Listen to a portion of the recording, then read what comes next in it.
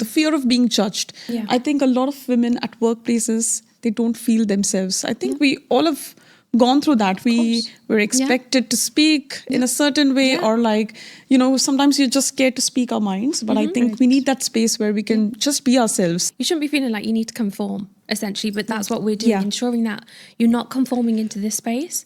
If anything, we want you to be you. Be your real, authentic self. You'll see a huge change. That is needed. It's a well-balanced approach to growth. It can be in any area of your life. Yeah.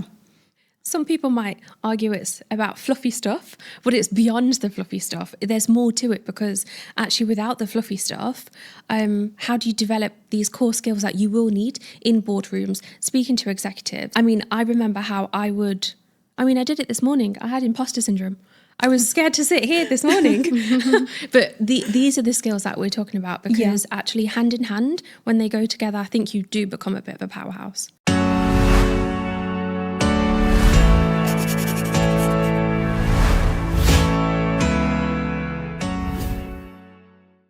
Hey there, listeners.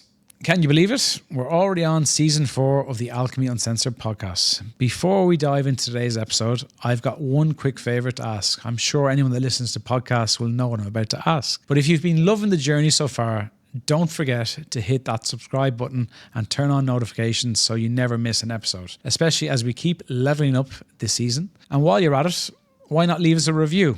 Your feedback has been a huge part of what's gotten us to season 4, and it helps us keep bringing you the content you love. And of course, one more thing. If you're feeling extra generous, share this episode with a friend who'd love to hear it. Let's grow this amazing community together. And all right, that's it for now. So let's get straight into the show. Thank you. Welcome back to Alchemy Uncensored podcast. It's incredible that we're already in a 4th season, and we're excited to continue bringing you honest conversations, fresh perspectives, and valuable insights from leaders across the UAE's finance and tax sector. I'm Rutika Hardikar, and I specialize in tax recruitment at Alchemy Search, which is a niche finance and tax recruitment firm based in Dubai. And before we dive into today's conversation, we're excited to announce a partnership with Alan, the Middle East's leading corporate card and expense management platform. Alan helps companies eliminate petty cash, reimbursements, and manual reconciliations by automating expense tracking, approvals, and accounting, so finance teams get more control and visibility without the manual work. I'm really excited about today's conversation, and I'll be honest, this is a topic that is very close to my heart. Having spent years working alongside women in finance and tax, I've seen the incredible talent, ambition, and resilience that exists, but at the same time, there are also moments of self-doubt, invisibility, and compromises that often go unspoken. Today, I'm joined by 3 exceptional women who are not only leaders in finance, but are also shaping a powerful movement across the UAE through She Counts. She Counts is a community built around growth, visibility, and honest conversations. She Counts brings together women in finance and tax to learn from each other, share real experiences, and build confidence, capability, and connection. It's a space where ambition and vulnerability can coexist, and where women can show up as their full selves, professionally and personally. Before we begin the discussion, let me briefly introduce our guests. Lata is a CFO in the beauty and wellness sector with over 15 years of experience across finance, supply chain, IT, and transformation.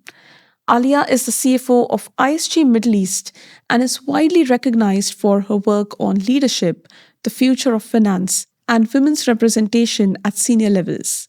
Bally is a senior finance leader in a high-growth shipping business, and she brings a modern perspective to finance leadership. Thank you all for being here today. It's a pleasure to have you at this podcast. How are you feeling? Very nervous? Yeah, I'm not going to deny it. Yeah, I am. Same. I'm not nervous because we're doing this with you. Amazing. Yes, it's just going to be like a friendly conversation, and we want to know more about She Counts, about yourself as well. So let's start at the beginning. The first thing about She Counts, like I'm sure an initiative like this, it started with some kind of a gap that you were observing. So what was the gap that you saw in the market that led to the creation of She Counts? I mean, was there a defining moment that you felt like, yes, this needs to exist? And how did you three come together to make this happen? So for me personally, I don't think it was one big defining moment. It was seeing things happen repeatedly. And by that, I mean seeing the lack of visibility of senior women in finance repeatedly. So we do all read the research reports, which say women are qualifying as accountants, but we are not seeing most of them in senior leadership roles. And for me, that's not just the research. When I actually went to networking events or rooms where there were big CFO roundtable conferences, I'd see a sea of men in suits and token representation of women. And then instead of getting, that frustrated me, if I'm being perfectly honest. But soon that frustration turned into, what am I going to do about it? I can't continue to be frustrated. I can't continue to lament over this gap. So what am I going to do about it? And that was when I went to the head of ACCA Middle East, and who at the time wasn't very accessible, but it was repeated badgering, saying that there needs to be a community. Finally, they accepted a meeting and they said, you know what? There are two other ladies who are saying exactly the same thing. So now finally, we're going to give you a shot. And that was Lata, myself, and a lady called Joy at the time. And that's how we started. For me, it started very early in my journey. I felt when I moved to ACCA right after school, I was in a room full of people who seemed to appear more confident, more experienced. I was one of the minority women in the classrooms. So the networking events, classrooms were very intimidating, not inviting. I felt there were a lot of opportunities to network, to speak. However, the discussions were very surface level. What lacked was, I felt, safety, a safe space where we speak our hearts out, where we open up about what really is going on with us. I think that is something that brought me to kind of speak to Fazila at the time. And like she said, it was very hard to approach her. I had attended events. Yes. I was really nervous to go up to her. Why would she listen to me? And, is there really a need? Am I the only one feeling? And I was like, what's the worst that could happen? Yeah. It's just we continue going to the same events. She actually encouraged us, put us in touch. And we formed this brilliant community that is surviving after 2 years even. Yeah. And growing stronger day by day. Growing stronger. And I think Bally was one of the first attendees of our very first event. Literally the first one in the room. First one to come in the room a little early. And I think I'll let Bally continue as to how we've grown stronger together. Yeah, I'll go into that later. But my why behind She Counts actually is a little bit more personal, because for my whole entire life, I would say I've been surrounded by strong women. Strong in a different sense, whether it be sacrifice or responsibility. For myself, I wanted something a little bit different, both personally and professionally. So it reminds me of a time that one of my closest friends actually said to me, "Are you still making the tea?" She didn't actually mean tea. Like I said, I prefer coffee, but what she actually meant was, what does that tea represent? Whether that tea is environment, people, they are a huge contributing factor to who you actually become. So for me, this space of She Counts actually is representing an environment where women feel safe, heard, and it's not about capability, because I truly believe that women do have the capabilities. It's just that they don't have that environment to really boost them and accelerate them. So She Counts is my answer to who did I need at that moment in time and what did I need. So and like Lata was saying, actually, I was actually one of the very first attendees. I think I actually was the first attendee. Yes. And I have been in the UAE for over 2 years. And I walked in, it was actually Lewis that told me about a potential community that was forming. Little did I know that Joy was actually then going to reach out to me and say, "Hey, would you like to be part of this?" That was not my intention. My intention was just to come in. And I remember taking a picture of the 3 ladies when I walked in. I was like, you need one. You need a picture first.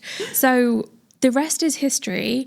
I just became part of a driving force because I truly believed in it. And the conversations that actually the 3 of us had still replay in my head. That is amazing. And that's a really great start. And you have been doing some amazing events. And I really resonated with what Alia said. Like the women representation at senior positions is just so limited. It's not like there are not enough senior women out there, but they're scared to come out there, be present at networking events and voice out their opinions. Like we did a CFO breakfast for Abu Dhabi some months ago, and that was the first one in Abu Dhabi. And there was one lady in a group of like 25 to 30 men in the room, like CFO. That was when, like, and at Alchemy, we are very, very, kind of driven by this initiative. We want to have more women representation at senior levels in finance and tax. So we resonate with this 100%. So, then VM just took this on her mind, like next event, there is going to be equal representation. And that happened, like, now we have a CFO breakfast just for women over there in Abu Dhabi. So moving on to the purpose of She Counts. I've seen so many professional groups out there on LinkedIn or other platforms, but I think She Counts feels more than just networking. So what does it stand for? Like, how do you impact careers with events and peer learning?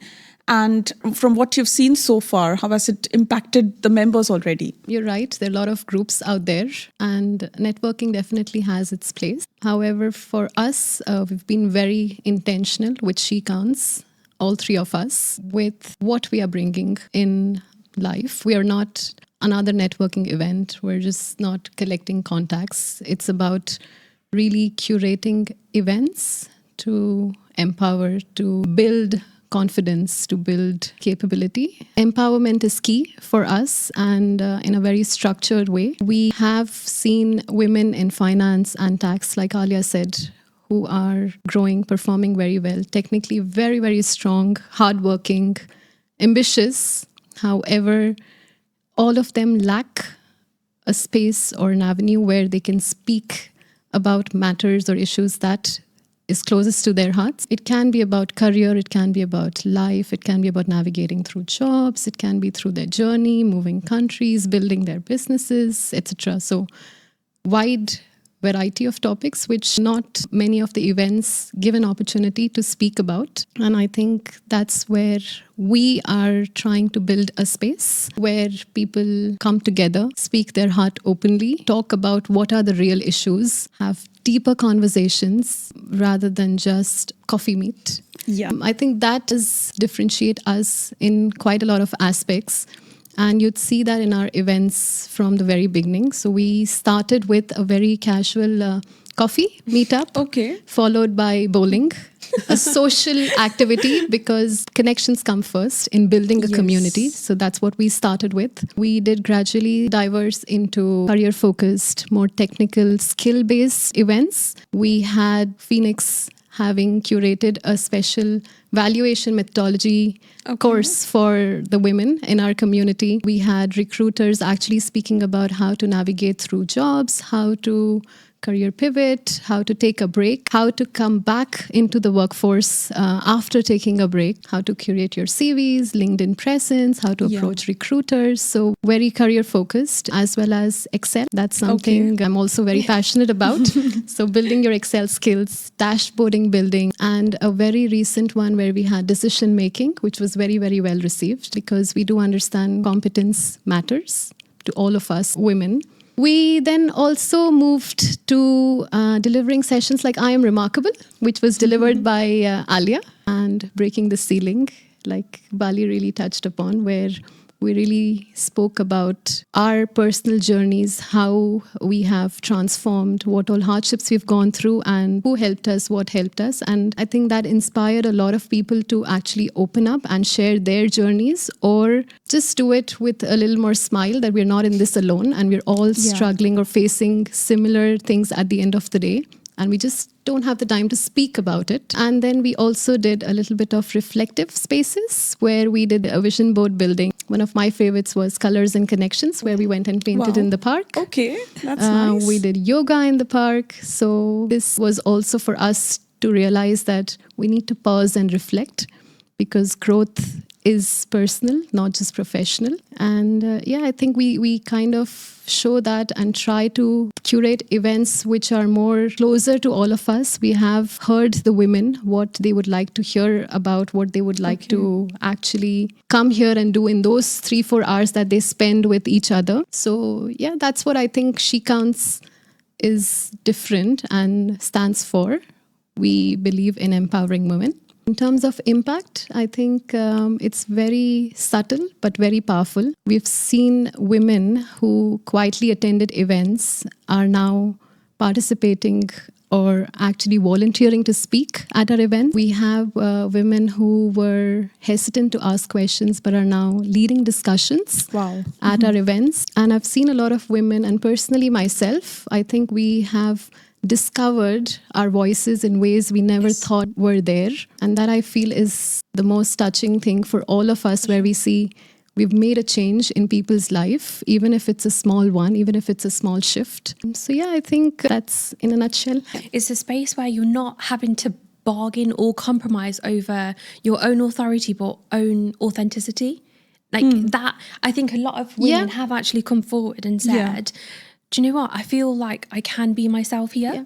There's no pressure to perform. There's no trade-off. I feel there's no trade-off. There's no barriers of will I be judged or will I be successful or should I be even speaking or saying this over here. But I think that's where we come in place, where things that you can't say anywhere else, let's get together and I do think the biggest differentiator for at least what I feel after having attended other events as well, and that's why we were very intentional with how we curated our specific sessions, that is, we want to listen to people. We don't want sessions where they are only being talked to. We want sessions where they can feel that they're being listened to. And I think that's the key difference. Even for me, sitting in a big conference with influential speakers and inspirational speakers that you look up to is definitely worthwhile. But what do you take home? Exactly. If you manage to take home a friend, a mentor, a feeling, and or just a feeling of I'm not alone, like you said, or I've been heard finally, I think that is what makes She Counts special. Yeah. Amazing. There's always a continuous, and I am going to say this, I'm going to blow our own trumpets. There's always a whole buzz after all of our events. That it continues. It's long lasting. That is amazing. I really like the mission that people should not feel pressured or the fear of being judged. Yeah. I think a lot of women at workplaces, they don't feel themselves. I think we all have gone through that. We were expected to speak in a certain way or sometimes you're just scared to speak our minds. But I think we need that space where we can just be ourselves. You shouldn't be feeling like you need to conform, essentially, but that's what we're doing, ensuring that you're not conforming into this space. If anything, we want you to be you. Be you, be your real authentic self. You'll see a huge change. That is needed. It's a well-balanced approach to growth. It can be in any area of your life. Yeah.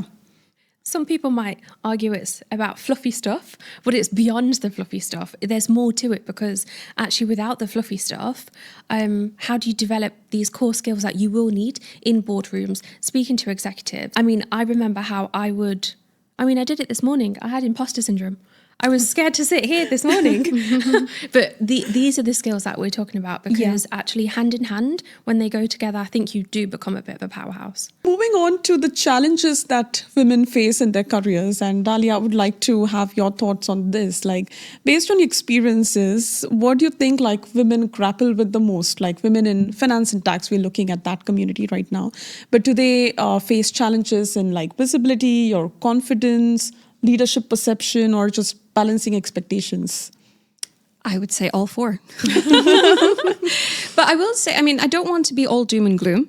I do see, since She Counts forming, since Alchemy being so committed to the cause of bringing about inclusion and equity, I have seen more women in the networking events, in the senior finance rooms, which is very, very encouraging to see. That said, there is still perception differences. There are still issues when it comes to, exactly like you said, visibility. And I also think there is still a barrier when it comes to access. And when I say visibility, and Lata has touched on this, you've touched on this as well. I think that's why She Counts exists. And that's why we want She Counts to exist. It is so that women have a space where they choose to be visible. And if they choose to be visible by repeatedly coming up and showing up at our events, they're already starting to exercise that muscle of, I need to be there, I need to show up.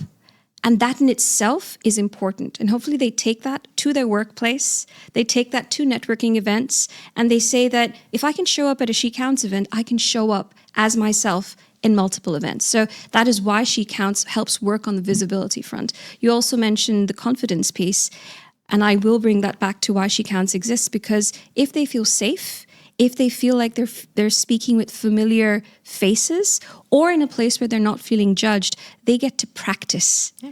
They get to practice saying what they mean, what they feel, the impact that they have had on their workplace, at home, on life in general. They get to say it out loud. And when you say it out loud in a space that you feel safe, that automatically sends a positive signal to your brain saying, hey, I'm pretty good. I'm pretty good at what I'm doing.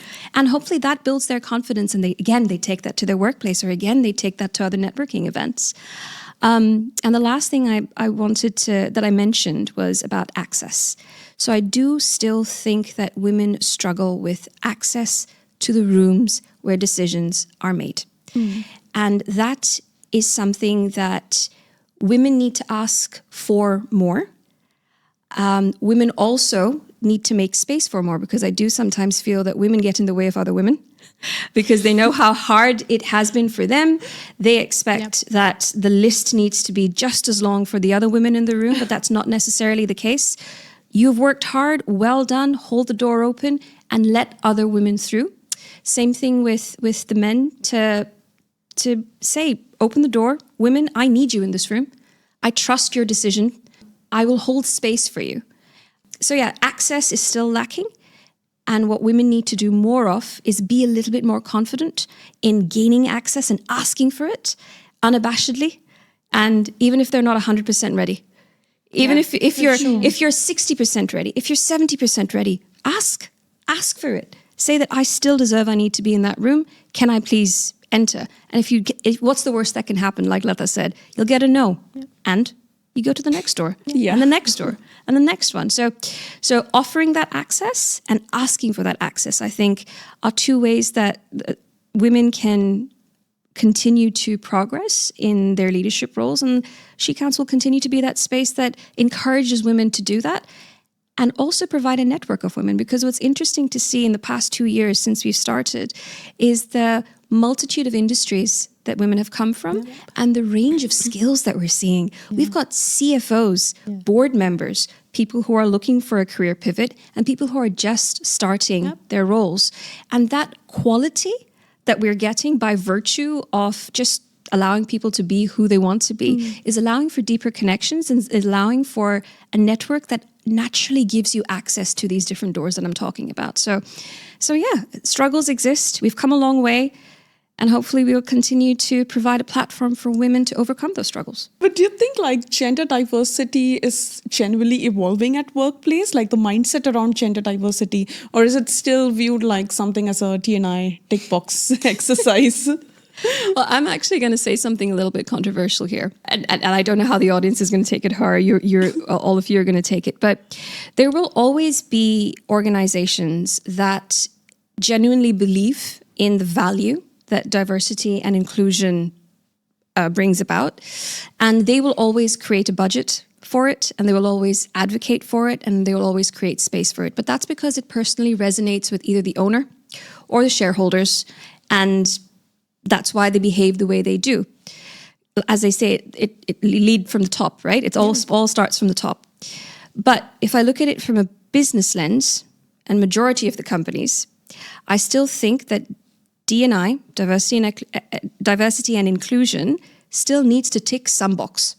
And that's the controversial thing that I'm going to say. It needs to tick some box. And by that I mean, it needs to either create a better brand image, which ultimately grows the revenue line, or attracts more employees, creates more employee retention, so it improves the bottom line, or it's mandated by whatever regulations and you have to comply with it. So it needs to tick some box. So whatever gets you there. So either you're personally invested in a cause, or you're mandated by the rules and regulations, or it helps build your brand so you get competitive advantage. As long as it continues to tick those boxes, we'll continue to have space for D&I.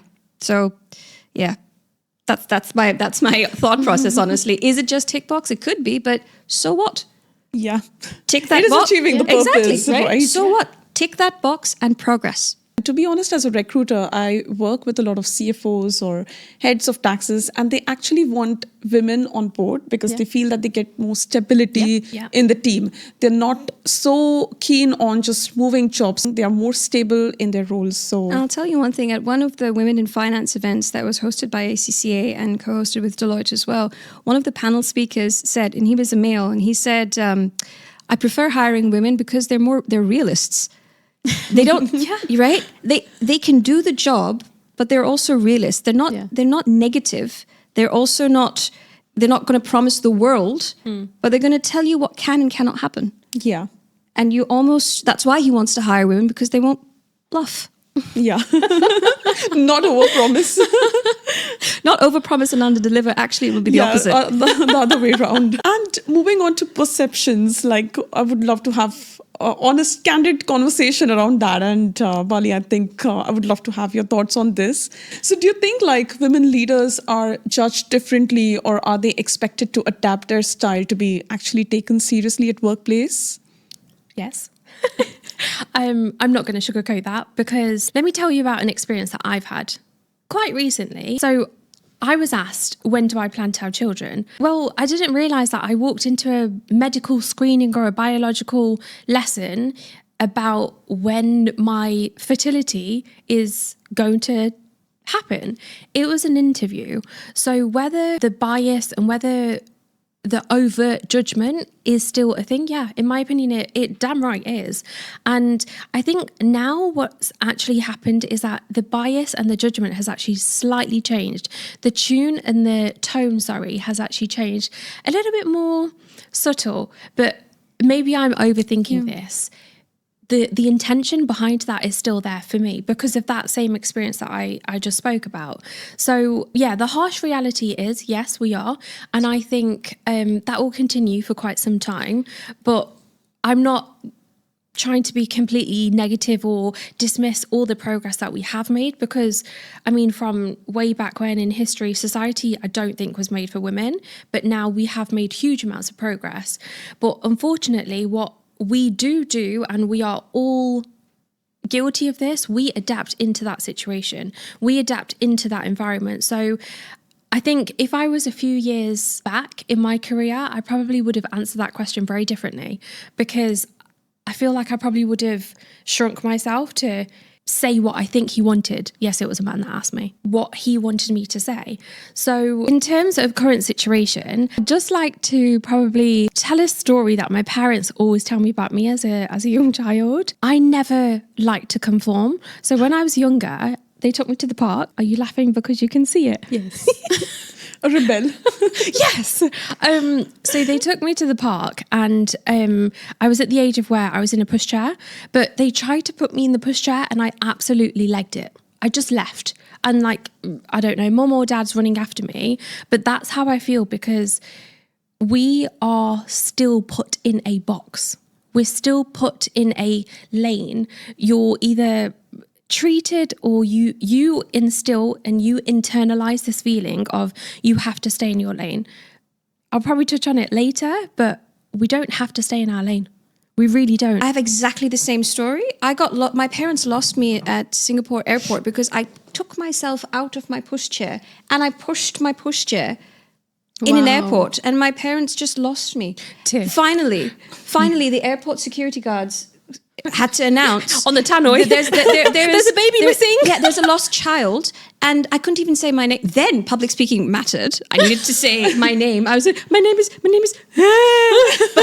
but rebellion. Just I needed to get out of the pushchair. Yeah, that's. I don't know if that answers your question, but I was always in the lane. Right? Really? They were not. We're all sitting together. So it honestly doesn't matter. I think in a way, all of us have to push beyond the limits that we're asked to live under. Of course, balanced, but This is Everyone's amazing. definition of balance is different. Yeah. Everyone's Yeah. realm Yes. of comfort is different. But as long as you're continuously challenging yourself to step outside your comfort zone, that is where growth comes from. Exactly, as long it's for your growth. Yeah. Like you know which direction you want to head to Exactly. after a point. And I think everyone needs that liberty to Yes. choose. Right. Yeah. This is where I want to be. This is where I want to go. And you define your own level of success, right? Correct. So I guess the age that we live in right now, I mean, social media is a huge influence, I think, where you think that it's a race to get to the top.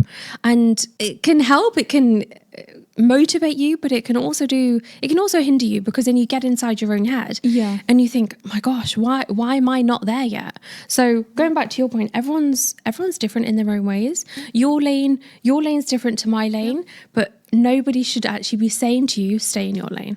And as a mom now, like a mom of a 6-year-old daughter, it just like that was the best advice I received from my doctor.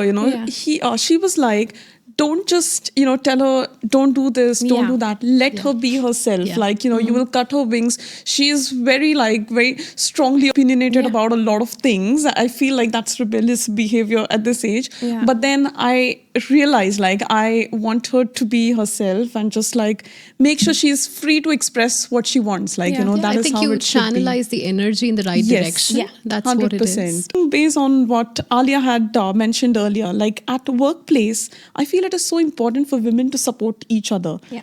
So, as the saying goes, real queens fix Yeah. each other's crowns. But does it actually happen? And I think you touched upon it slightly. But what have your experiences been at the workplace? I've experienced situations where women hold other women back. And this is coming from a personal experience where someone has said, you've only done this much, you're not ready for this much, so continue doing this much, and I'll decide when you're ready. Whereas I've had males who have said, you're good enough at this, you've reached your potential, I think you can do it. And the only way you can understand and reach your potential is if you give it a shot. So there are women who do that. And I do think it is probably not the right thing to do, or it might be coming from a place of experience. So I shouldn't honestly label it as negative. It might not be coming from a place of, I don't want her to sit in the same seat as myself or progress as much as myself. It could genuinely be, I have faced struggles. I know what the pitfalls are of taking on too much too quickly. Yeah. And therefore I am genuinely telling you, wait for a bit and I'll hold your hand. So I guess it's, women support women in different ways, but it's very crucial for them to not put too many obstacles, not put too many barriers, or say, you need to sit in a certain way, you need to dress a certain way, you need to speak a certain way. Just let women be how they are and hold the doors open for them. I know I'm repeating myself, but it's very crucial for women to also realize that there are some people who are going to climb much faster than them, and that's fine, and that's good. That's why we're doing all the work we're doing right now. So looking ahead, how do you see She Counts growing over the next 5 years? So as a community, how will it impact careers, or how can individuals or organizations work together to support this movement? So I think over the next 5 years, we continue with the same intention. I think we do fewer events, but we do much more intentional events. I think we would like to continue capturing all aspects, expand into probably mentorship and expand into other Emirates. We've got requests from Abu Dhabi events to start. Amazing. We've done one. We hope to do much more, and probably in other places as well. In terms of support, I think from the women who are actually listening about us for the first time, all we need you to do is show up at one of our events, collaborate, open up, share feedback, share your skills, share anything that you think would help the community, volunteer, and of course, spread the word if it resonates with you. As we come to the organizations, I have to mention a very big shout out to ACCA, Alchemy team, Thank you. Phoenix Institution, who have actually partnered with us and really pushed us and motivated us to continue this journey, which hasn't been very, very smooth, but much more rewarding. I think after the after effects of event keep us going a lot. So yeah, we would welcome any partnerships who actually believe in our message and want to empower women. Exactly. Lata captured it beautifully. But what I will say is going to be a little bit different. And I would hope that we don't need she counts anymore in 6 years, because we would have accomplished what we've already set out to do, where we've got more women in leadership. People feel free. They don't need a leadership community to come in and curate a space for them. They're willing to do that on their own. Yeah. But until the women need us, we will be there. Amazing. For me personally, I would like to continue going past the conversations. Actually, I think we already have. We're now at the conviction stage. So that will continue. We will continue to evolve. Geographically, we will spread our wings. But it's more about the authenticity of what we do and why we do it. That will continue. What we are really passionate about is bringing quality rather than quantity. Is actually what the women need and what the industry needs, because what we like to do is stay in line with what the industry is applying as standards. So where we see a need to facilitate that, we actually will. Like you have believed in us. If anybody believes in our message and our mission, please get in touch. So that was really good, and it's inspiring to see how much more it can grow and what kind of impact it can bring over the next few years. So now it's time for rapid fire. I'm really excited about it. We have like 5 minutes left, but I've got only 3 questions for each one of you, and I'm really excited to know about your answers. These are going to be fun ones. The first one is coffee order that gets you through a busy day. Super hot, creamy cappuccino with lots of sugar and no guilt. I deserve it. You're exactly like me. I'm always like extra hot. There is nothing All the time, every order. Make sure it's hot. Extra hot. I deserve it. It needs to be boiling. It's like a hug in a mug. It needs to last my entire breakfast. You just see all the steam coming out. Yes, exactly. What about you, Bally? Yeah, I'm straight to the point, like work. Just a latte for me. Keep it simple. Keep it simple. Why complicate things? And what about you? Black coffee. Oh, she's Iced coffee. She's strong. If I am being responsible for my gut, or hot black coffee if I just want to wake up. Is that on an empty stomach? Oh, always on an empty stomach. Now, Bally. Cortisol levels. Now, Bally. Let's not go into how I need to improve on my food intake. The next question is going to be the fun one. So, if there was a career song, which one would you choose? I'm Yes. I'm not going to sing it. I'm not a singer, but yeah, I think that's amazing. Like a career powerful song I would choose. Drake started from the bottom. For me, it's This Is Me from The Greatest Showman. Okay. Yeah, no, because exactly like you said, I don't want to shrink into a room to fit. Yeah. I will listen. Yes. I can evolve. Yeah. But I'm not going to compromise on who I am. Exactly. That's why that song. Amazing. Loved it. What's yours? And What's yours? What's yours? I'm not thought about it. What's yours? What's yours? Last night I was actually thinking about it. Honestly, I didn't come up with any answer. I was hoping you don't ask me this. And the last question, which is more like serious, the best piece of advice you have received and one that you have not followed. I think as women, we are all used to having a lot of unsolicited advice. So I'm more interested to hear the next part of it. I have a few, but I'm going to say choosing peace over proving yourself right.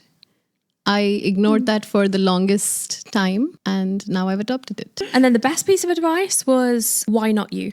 I love that. Yeah. This is simple Nice. but so Genuinely, impactful. like Yeah. straight to the point, but Yeah. it Love genuinely rings in my head constantly.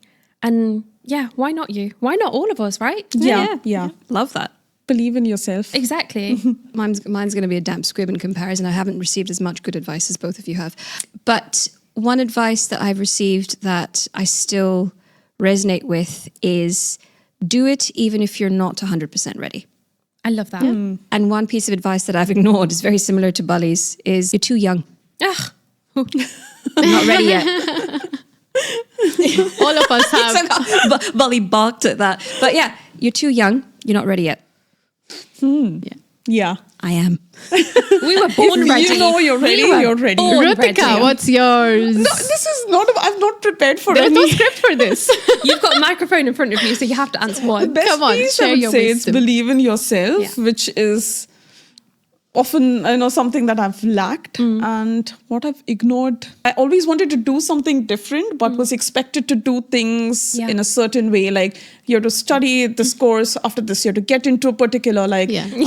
I'm a chartered accountant by qualification. That means you have to do accounting or Yes. tax. Okay. But then I chose to ignore that. I'm in a completely different place. My dad Amazing. wanted me to go for medical. I ignored that. I went for something in a different line, but I never wanted to do chartered accountants course in any way.